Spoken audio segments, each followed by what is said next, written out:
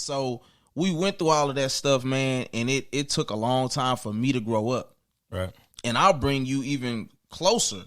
As the time of we're recording this podcast, I was able to, for the first time, have a healthy conversation with my daughter about the things that happen in the relationship and how we've even able to get to where we're at now. To my daughter to be 15 and for her to, for the first time, say, I can see a difference in y'all's relationship and how y'all communicate with each other.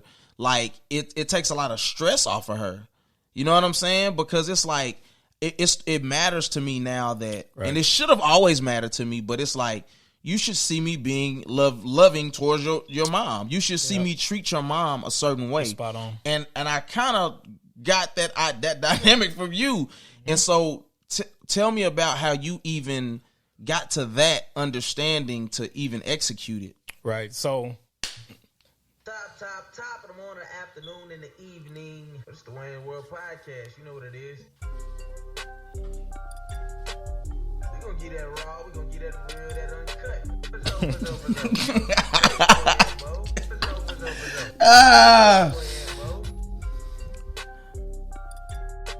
Boy, don't act like you don't know we love God. For sure. Alright, man, let's get into it. You know what I'm talking about? Top of the morning, the afternoon, and the evening to you, whomever you may be, wherever you may be watching, looking, or listening. It's your boy Aunt Mo, trapping out of bando.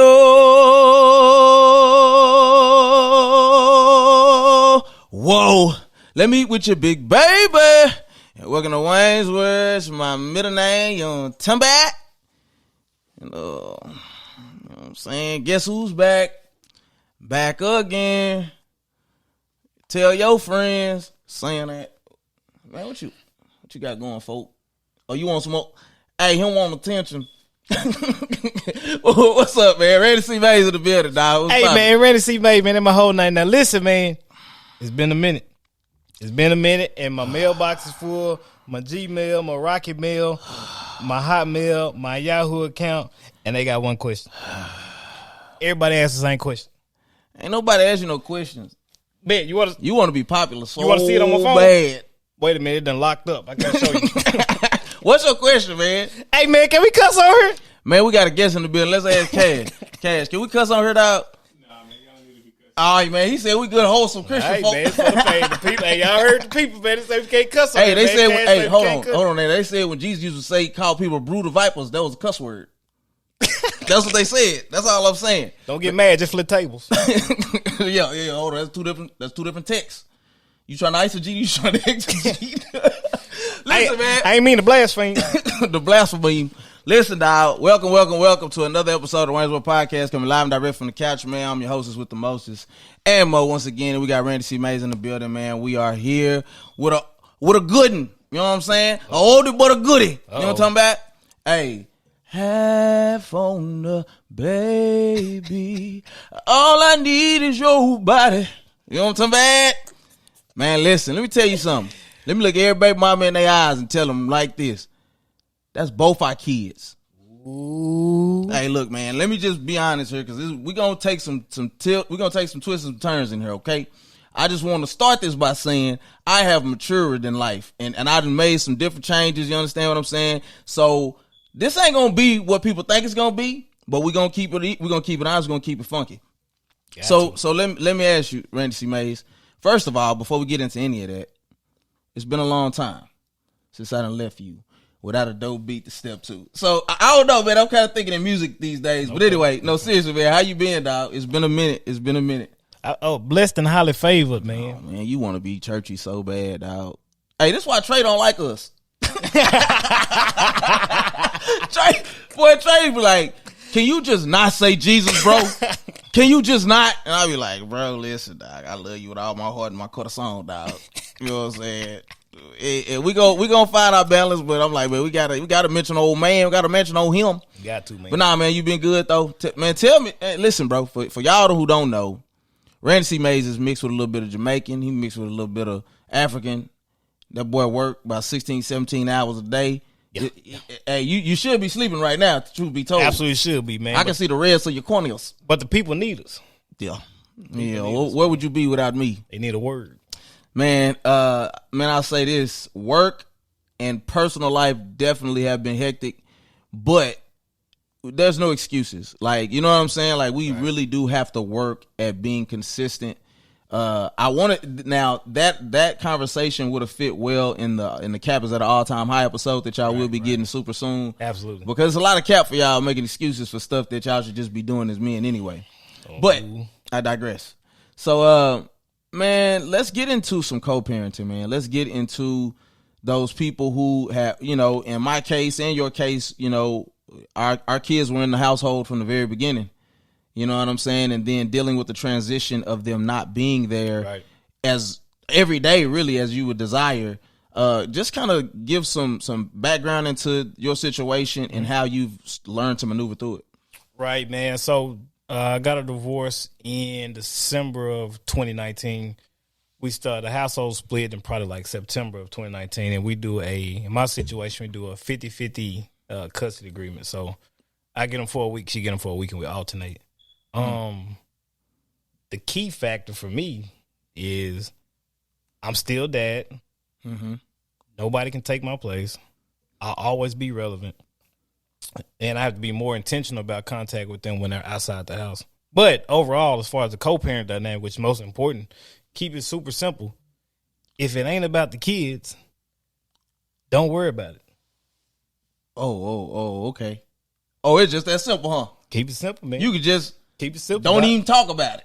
What when you talk about who they with and all that stuff? So if she like texts you and asks you about y'all or about being friends, you just ignore it. Or y'all already friends. Y'all consider yourself friends. We ain't got no beef. They ain't saying y'all friends. I don't know what we is. We don't hang out on weekends. I see my friends from time to time. So I'll say this. My dynamic was a little bit different. And, you know, we are going to get into the good, but let's start with the bad, okay? Bad. So when me and I got divorced, okay, so first of all, it was a stormy and cloudy yet sunny day at the same time, okay? It was in March. I could tell it was a couple weeks before Freaknik, or what the white people call what's the holiday coming up with the Irish people? Oh, St. Patrick's Day. Yeah, it was a couple weeks before St. Patrick's Day. It was a beautiful day, yet it was a balmy day. You know what I'm saying? I don't know how to feel about it, but no, man. So you know, first of all, the process started with, you know, she signed all the, you know, the whatever you call that, the waiver of even having to show up or whatever. Mm-hmm. So I was honestly, in my heart, happy about the situation. I felt like it was toxic. I feel like, you know, my daughter was not enjoying a certain quality of life. Right. But I set myself up for failure in one regard. First of all, we had already agreed to a certain payment. For whatever the reason, because I didn't know no better, when I left out of there, that lady slid me that state form that I didn't realize I didn't have to fill it out. Like if you have agreed to a payment and it's in the paperwork, you don't have to technically get on child support. But I set myself up for the old dipsy do. So that was a interesting dynamic. But we still stayed together up until for 5 months. And so that is very weird, first of all, now that I think about it, because you just shouldn't do that. So hold on, time out. Let me get a 20. What? So you had a real life situation. You had a real life situation where you could tell a female, mm-hmm, I stay with my old lady, but we ain't together. You had a real life? No, dog. So you wasn't lying with her? I wasn't even, to be honest with you, I wasn't even trying to talk to nobody. Oh, okay. See, what happens when the man gets into the black household, they separate the core family, the dynamic, and so they want to get on child support. They want to get on food stamps. They want to get on WIC and TANF and all those things. Now, who plight is that? That's the plight of the black man. But see, this is the thing, Trey. Jesus was a black man. That's the thing they gotta understand. So no, but seriously, not about the plight of the black man thing, but no, seriously. So it was a weird dynamic. Right. But I don't even know. I guess we had got so used to operating separately.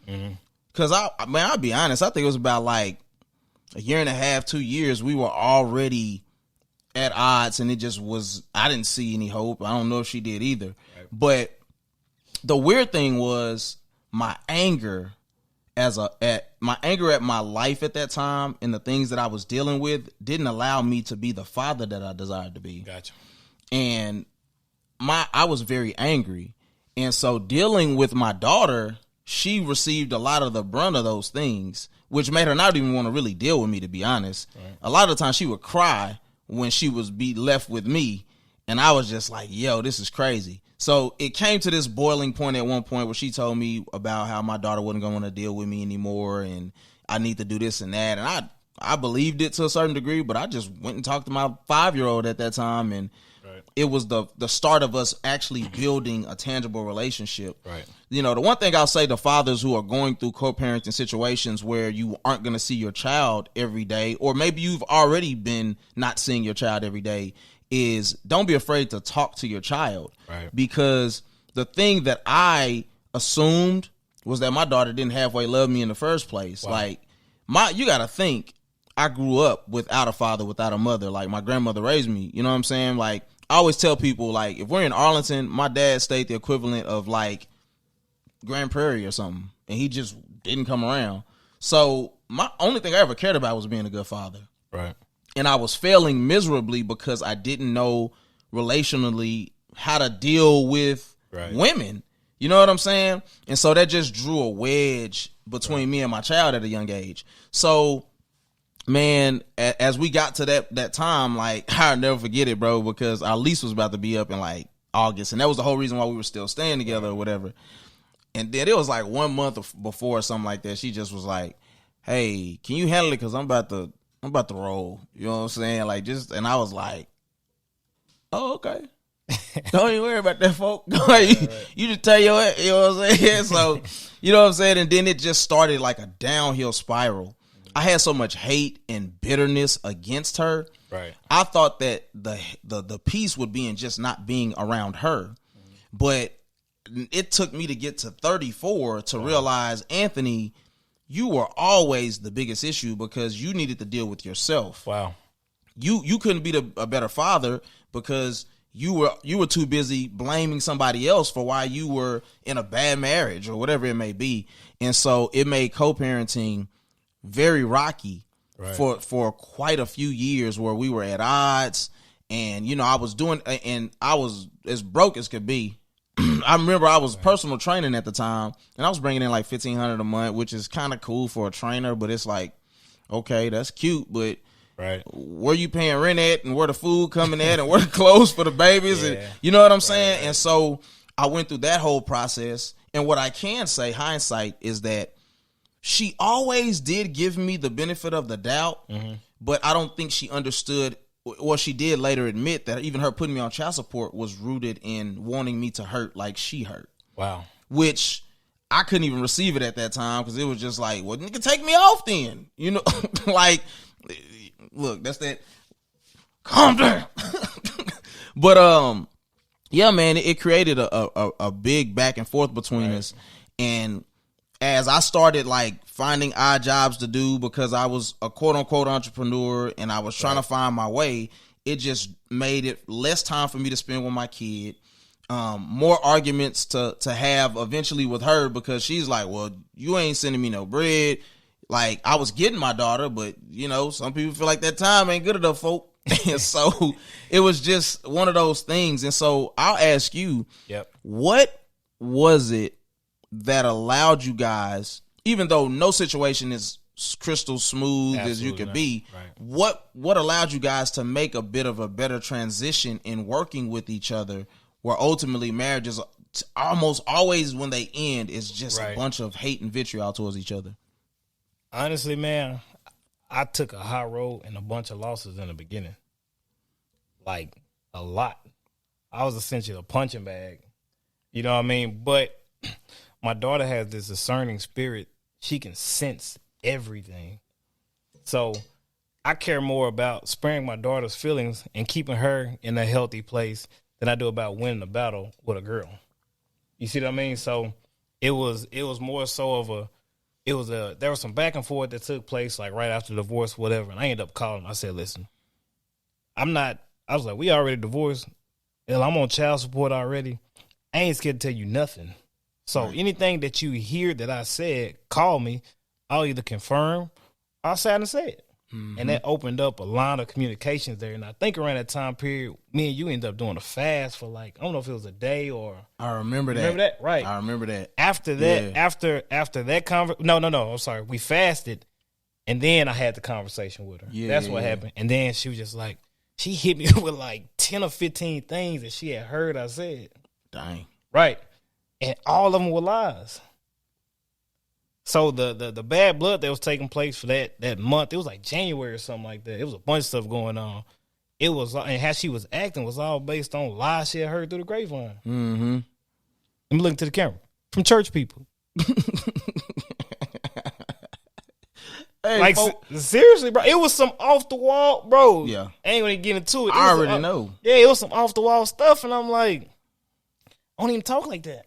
Right. You know what I mean? Man, and I can add on to that because me and my sister, and he knows because we've talked about it, it was just last year that we actually restored our relationship in totality. Like, this dates back 6-7 years now that we weren't talking because she was trying to express to me a hurt that she had in me getting a divorce, but you can't live this for me. Yeah. I get that I'm your big brother and all of these things, but man, it caused a lot of strains. And so I already know, man, and people will take narratives and run with that. It's like, you know how I am as a father. Why would I ever leave you to go be with somebody else and say, if nothing else, say F my child? That's the craziest thing that I've ever heard in my life. Wow. But that's just the reality of, you know, things like this happening. Sometimes you see the worst that comes out of people. And I've had to learn not to hold it against them, but you just learn how to move with people. You don't tell everybody everything. And you and above all, I think it's important as men we maintain our integrity. You know what I'm saying? Because when I started moving a different way recently, like my ex called me like months ago, and I don't know what she heard or how she heard it, but it wasn't even the case. Right. But it did bring about a real conversation we had to have where it's like, okay, Anthony, maybe you are still holding some things against her. Because I'm telling you, like, pandemic, like, you know, my thing was like, hey man, I get you may not be, because she has her own business. Right. And yeah, she make more money than me. Probably by a long shot. She getting to it. But you know, it wasn't booming then.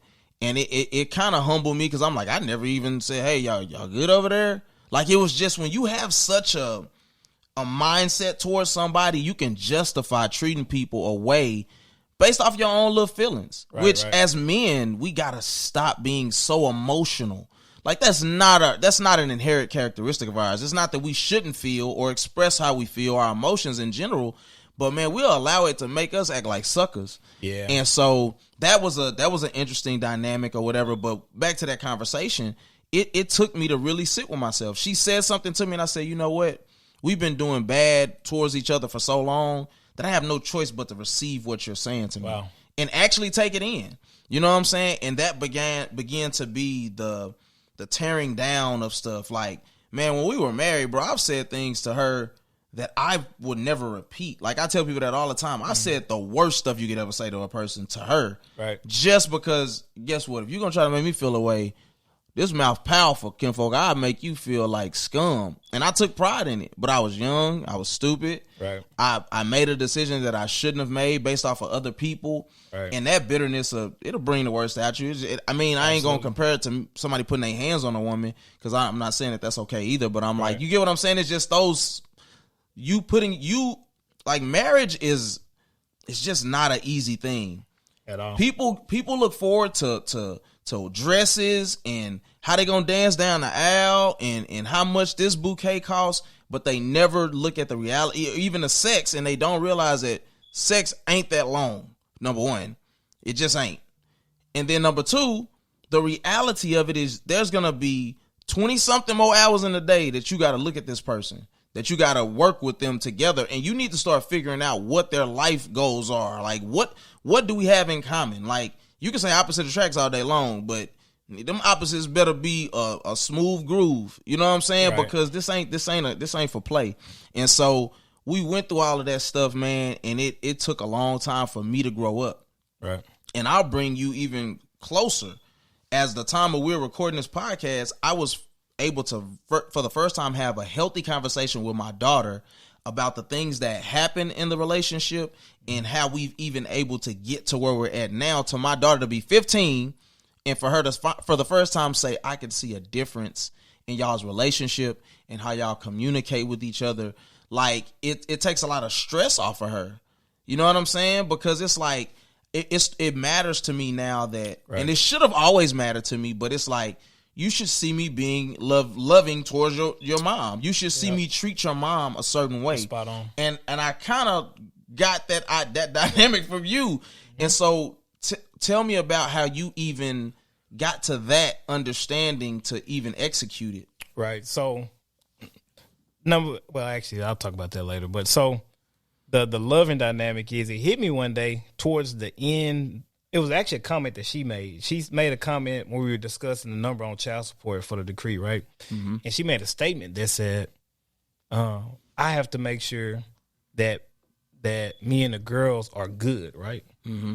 And my issue with that is, been taking care of you since I was 19 years old. I have a track record, right? Right. But what often happens is that during the marriage, when y'all are good, you got a track record of providing and doing all this stuff, right?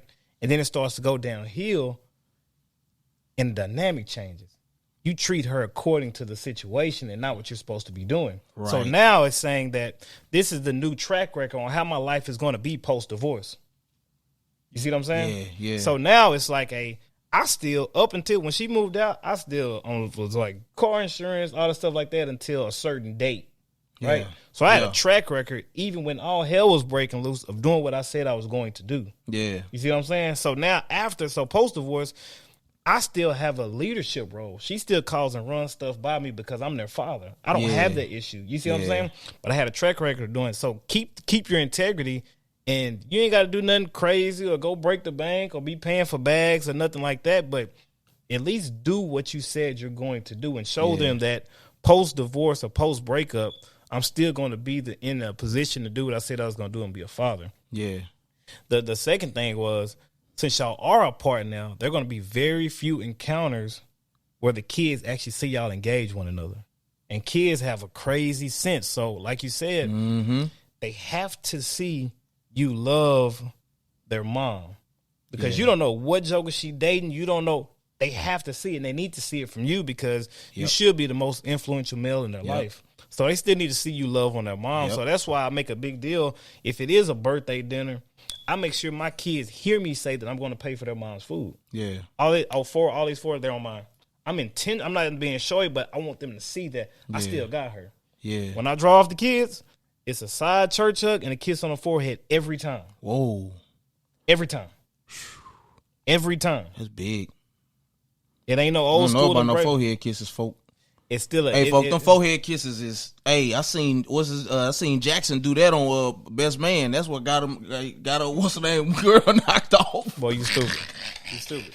So they gonna see it every time. Boy, you stupid.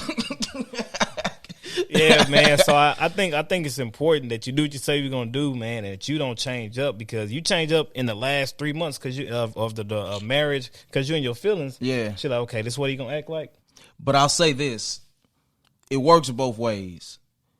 I too have experience where you act like I became a different person overall when I've always that's one. And the funny thing is, no matter what we went through when we were going through our season, I was dealing with somebody else, and they their friend reached out to her to try to bash me, and she was like, I can't even tell you that about my ex. Like, he always took care of us. Like, I didn't have to worry about nothing.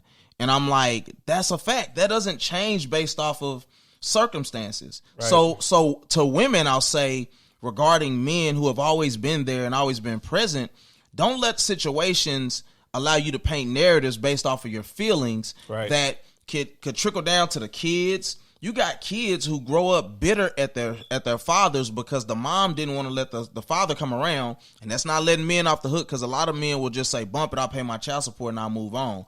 We don't move like that around here. Nobody in my circle, nobody close. We do everything we can to be in our kids' lives. Right, absolutely. But there are some instances where the woman is very adamant, and I can't make excuses for those men, but let's just start by not making it that dang hard for men to still be present with the kids, because they may not want to be with you.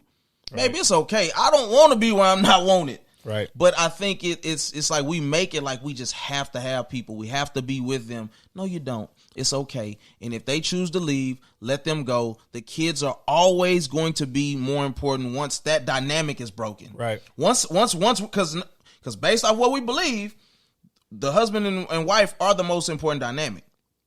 But in the instance that is broken, please make sure that your kids are the number one focus. Right. I do agree with you on that dynamic that, hey, listen, we shouldn't have much to argue about or talk about. But what happened in my situation was she always had this idea of, I can't see why we can't be friends and why we can't just be cool and why I can't barbecue and y'all come over. And I'm like, I'm just not there. Like, and it's no disrespect. I want her to watch this. Like I said, we're in a great place now, at least where I took the onus and responsibility for how I've moved. Like, so to actually go back 2 days ago.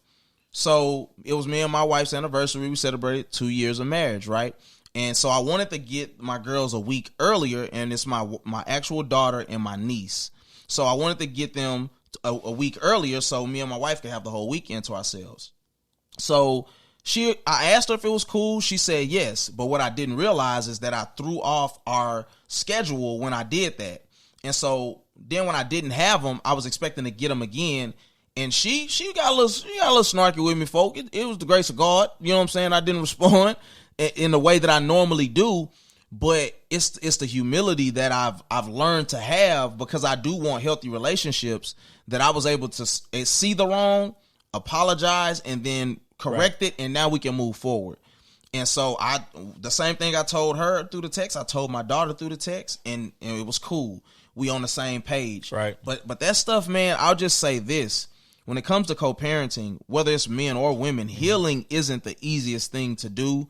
And sometimes what I think happens a lot is you'll think you're good, but then it'll be something that opens a wound. Absolutely. You know what I'm saying? Yep. And you be like, man, bro, that's why I can't woo. Like, you'll want to cuss. Right. But I'm learning, and it's not that we've reached the apex or whatever, but it's like, man, we are in a much better place. I was happy to hear my daughter be able to feel like she could say something about her mom and me not tense up or feel away. Right. Because that stuff happens on a regular basis. You know what I'm saying? Right.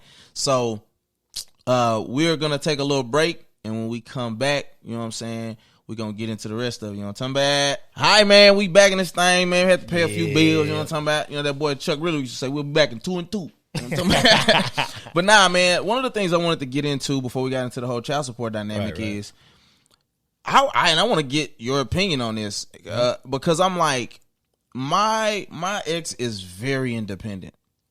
And so one of the things I expressed to my daughter that you don't understand how grateful I am that I was able to express this to her. But I was able to express to her how her mom's independence makes me feel like I'm not wanted. And that was where all of the issues were coming from. Wow.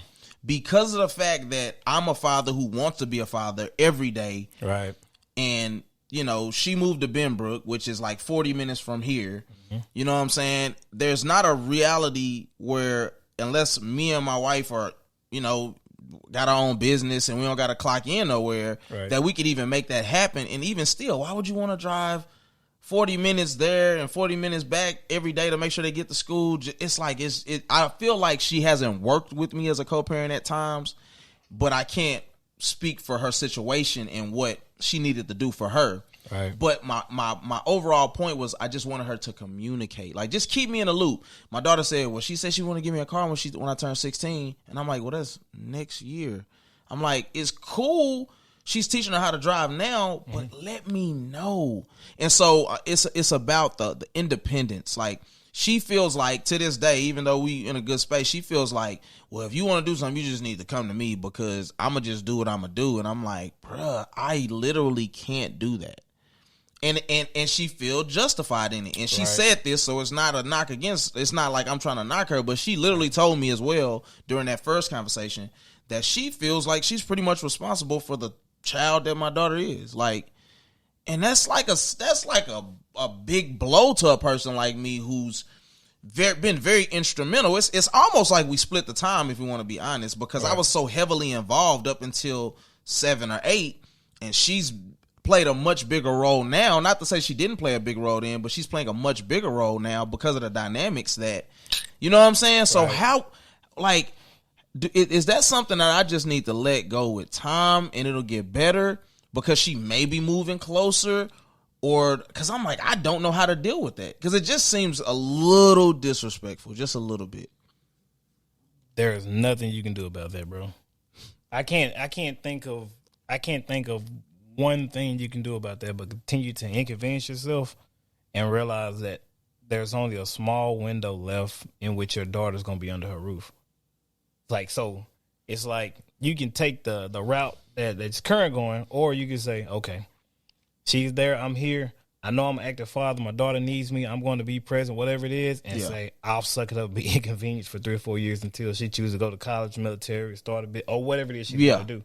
Yeah. The good thing is I'm hoping that she moved closer because that will create a better dynamic. Absolutely. And I'm glad that we're not at odds. And if you ever watch this, I promise you I'm not trying to talk negatively. I'm just giving the facts based off our circumstances. But yeah, man, it's been tough at times, man. Absolutely. Because, and you know, the crazy thing about these dynamics is we never account for how that person may feel, and they may feel the exact same way. Yeah. They may feel like, she may feel like something I've said or done or not said or done is disrespectful, or that I didn't do a good job of communicating or providing something. And so, man, this co-parenting thing ain't no joke at all. But one of the things that also ain't no joke is child support. And so I want you to kind of get into your dynamic of what you want to hit on, and I want to hit you with a underhand on my take.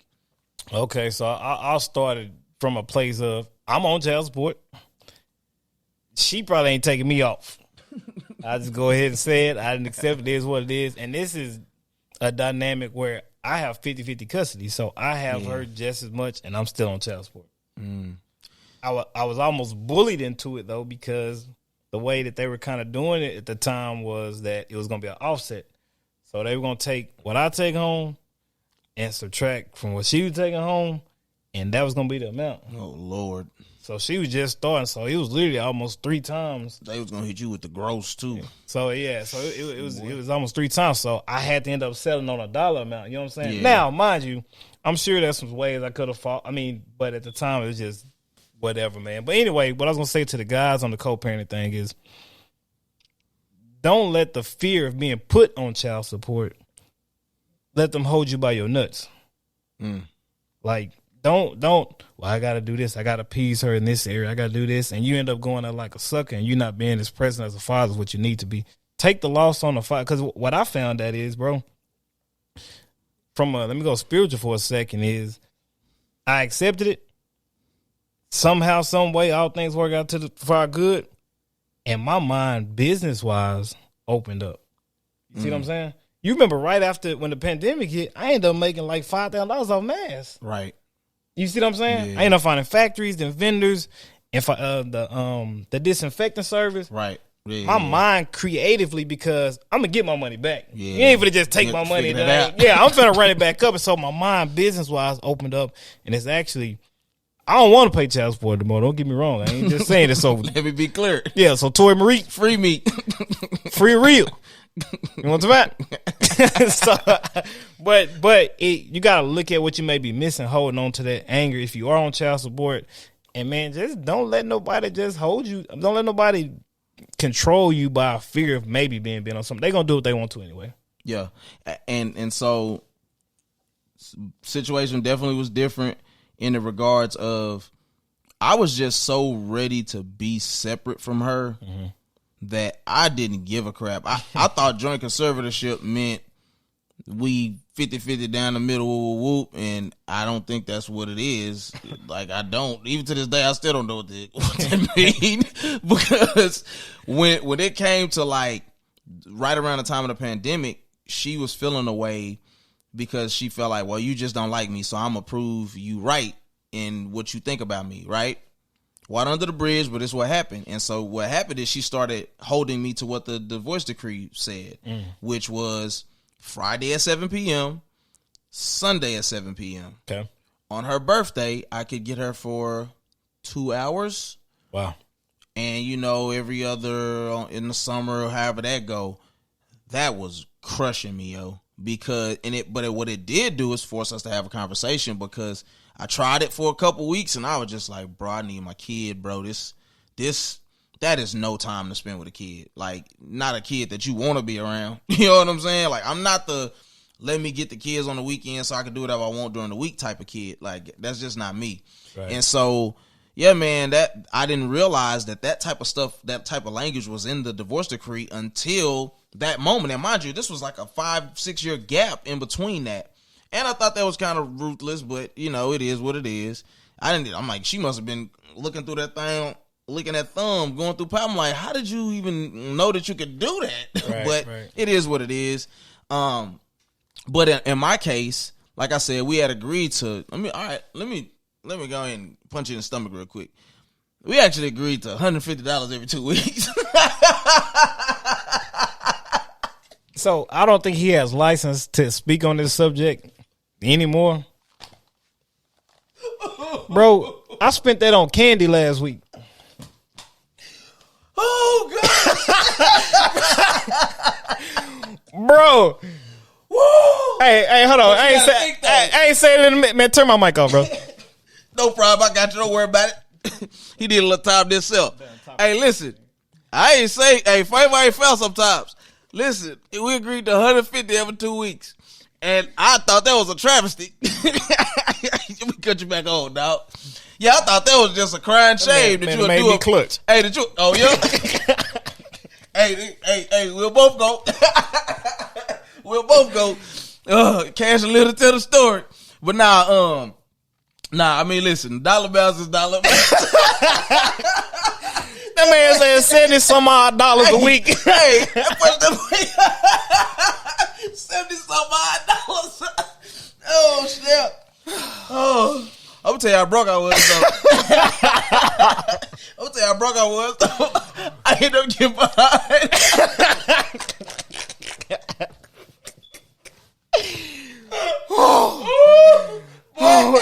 Boy, I wasn't making no money for a little while. Hey, they can't get it. They can't get it if they don't face it. Oh, boy, you talking about for a nest? That was an old feed nest. But no, it ended up stacking up on me like $2,500. So I had to pay her back. Hey, she ended up taking me off though. That's the crazy thing. So it was around the same time. It was around the same time, but she had got with this dude. And you know what I'm saying? They was together for a while. I don't know if he put a bug in her ear, if she just thought I was a stand-up guy all of a sudden. but for whatever the reason, she ended up taking me off child support. But I was 25 in the hole, and she said, "Hey, folks, you gotta pay me that, dog. You gotta rub me that." So eventually, I paid it off, dog. And you know what I'm saying? It was what it was, but. Yeah, dog, 150. Every 2 weeks. Bro, I've never asked you that dollar amount, man. Yeah, I ain't want to say nothing. When I heard y'all talking, I was like, you nigga, God. Boy, y'all got a horror story. Boy, I'd have been homeless. Hey, this boy been working with the police department since he was 18. That boy hit at 6 figures a long time ago. I was not there, sir. I was working for the state too. It was not there. Oh gosh, bro. Bro, my head hurt. But bro. Yeah, dog. That was my little situation. But I did appreciate her for taking me off. And I will say, and I'll say this: don't lose hope that can also happen to you. You never know, and I'm being so serious with this. You never know what could happen. we only assume that that's the case. We only assume that that's the case because I was listening to Kelly and all these other people. Boy, they ain't gonna, she could put you back on this. Man, knock it off, bro. Like, that ain't my story. Right. You know what I'm saying? And thank God that we still desire to work together. But the moral of the story is they both are kids. If money isn't even involved, ladies, some men end up getting their kids because the women are aggressive and abusive or they druggies, whatever it may be. Right. Can we just do everything we can not to disrespect that person in front of the children, number one? Yeah. And let's do everything we can to really make it about the children. Yep. If it means that we can't be friends for the foreseeable future, you got to be okay with that. And don't try to dictate shots because it is a gut-wrenching thing. Let me say this. I never went into marriage looking for divorce. Yeah. Even though it may not have been something that I should have chose at that time based off of me being 19 years old and a kid on the way and never experienced as much life as it would take to understand what it, and even if you're 40 and you get married, doesn't mean it's going to be successful. You joining together with somebody is a whole different dynamic than what you could ever bargain for. Yeah. And so I just say proceed with caution, man. Like, make it about the kids. Be together and work as much as you can to come to a healthy resolution. So I ask you this then. What do you see as the future dynamic and how you would like to see it evolve concerning your situation in co-parenting? To be transparent, I'm good where it's at, man, because we can sit across, we can have a meal together. The birthdays are fine. We laugh, have a good time. I can call and cap with her right now, and we gonna exchange. You know what I mean? So if she need advice on something, she'll still, she may still call and ask something. Yeah. You know what I'm saying? She's working on the project and she needs my expertise. You know what I'm talking about? Yeah, because the real ones always they realize we rare, so they gotta call. It don't be that many. Don't get it twisted because you feel away. Yeah, you know so but still real. But yeah, the dynamic, the way we are with our kids together, man, is our kids. I can tell because my daughter, her mood will change. You know what I mean? Yep.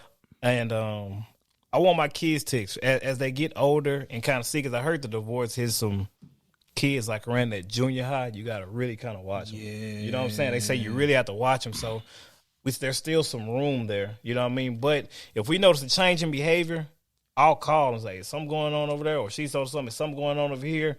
And I mean, we just communicate when it's the tutoring, whatever. And if I know, and if you know you the A side, okay.